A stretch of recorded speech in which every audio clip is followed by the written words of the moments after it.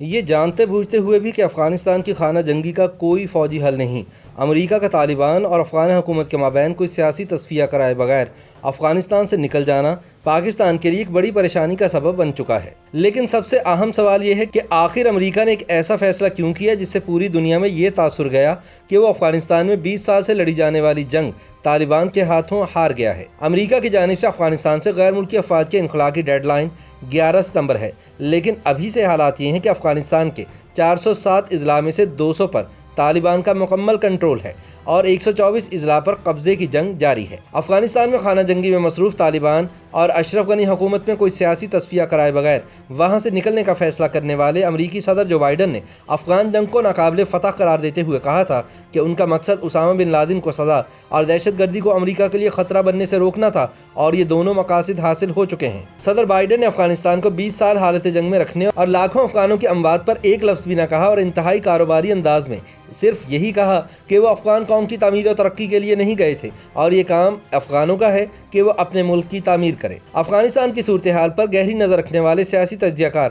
آصف شاہد کا کہنا ہے کہ امریکہ کی افغانستان سے واپسی انتہائی پراسرار انداز میں ہوئی۔ امریکیوں نے بگرام ایئر بیس رات کے اندھیرے میں بجلی بند کر کے خالی کیا اور مقامی کمانڈر کو اطلاع تک نہ دی۔ اب 31 اگست کی نئی ڈیڈ لائن سے پہلے ہی امریکی افغانستان چھوڑ چکے ہیں اور صرف 650 امریکی فوجی کابل میں چھوڑے گئے ہیں جو امریکی سفارت خانے کی سیکیورٹی کا کام کریں گے۔ امریکی فوج کے انخلاء کے اعلان کے ساتھ ہی طالبان کی پیش قدمی تیز ہو چکی تھی اور وہ ہر روز نیا علاقہ قبضے میں لے رہے ہیں، لیکن امریکیوں کو اس سے کوئی غرض نہیں۔ یاد رہے کہ امریکی انخلاء سے پہلے ہی افغان فورسز نے ہتھیار ڈالنا شروع کر دیے تھے، جبکہ کئی اضلاع اور بارڈر پوسٹ طالبان نے لڑے بغیر ہی قابو کر لیے۔ اب حالت یہ ہے کہ طالبان تاجکستان، ازبکستان،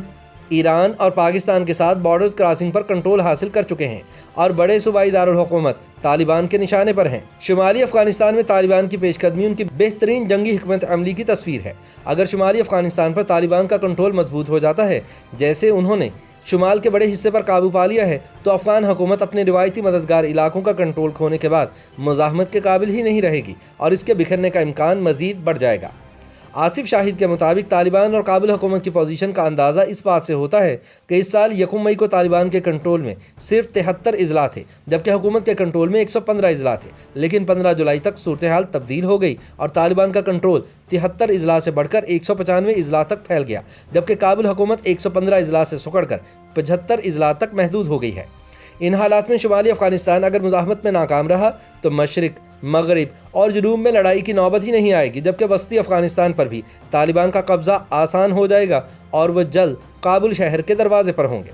ان حالات میں اب سوال پھر وہی ہے کہ امریکہ افغانستان سے جلدی میں کیوں نکلا؟ اس کا جواب صدر جو بائیڈن نے خود دیا تھا جب انہوں نے افغانستان سے انخلاء کے معاہدے پر عمل درآمد کا اعلان کیا تھا۔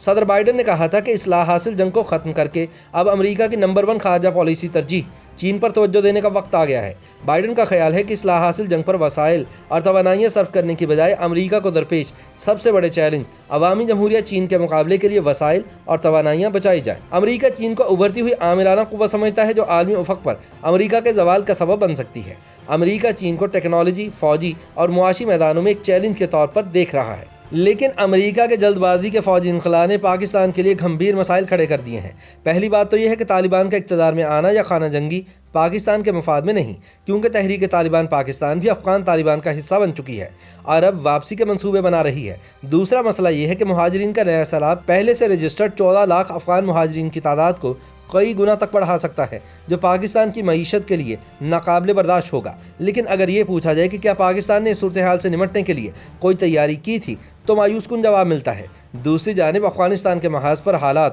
اس تیزی سے کروٹ لے رہے ہیں کہ پاکستان کے پاس تیاری کا وقت ہی نہیں بچا۔ یوٹیوب پر گوگلی نیوز دیکھنے کے لیے youtube.com کی سرچ بار میں googly news T V type کریں۔ گوگلی نیوز کے پیج پر سرخ رنگ کے سبسکرپشن والے بٹن پر کلک کرنا نہ بھولیے۔ یوٹیوب پیج پر اپلوڈ ہونے والی ویڈیوز سے باخبر رہنے کے لیے بیل آئیکن پر کلک کیجیے۔ آپ کو ہر نئی ویڈیو کے بارے میں نوٹیفیکیشن موصول ہو جائے گا۔